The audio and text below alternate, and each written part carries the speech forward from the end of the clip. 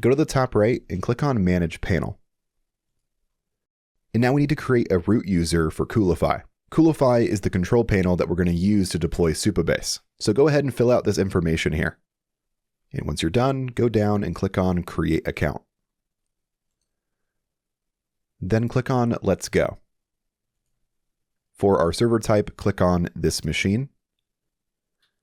Then click Create My First Project. And with that, we've configured our server, our first project, and our Docker engine is now installed and running. Now from here, go down and click on Deploy Your First Resource. From here, click on Accept and Close, and we'll close out of this.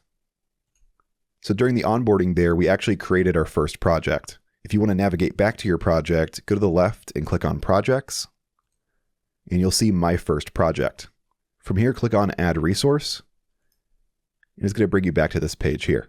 Now at the top here, let's search for Supabase, and you'll see it appear down here. Go ahead and click on it.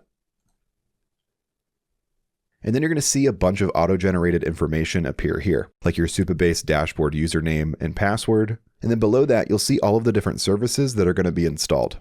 For now, I'm going to go back to the top, and I'll leave this information alone for now. We can always customize things later on if we want to. For now, let's go ahead and deploy Supabase. Go to the top right here and click on Deploy. And now Coolify is going to begin deploying Supabase. This can also take a few minutes, so I'm going to fast forward to whenever it's complete.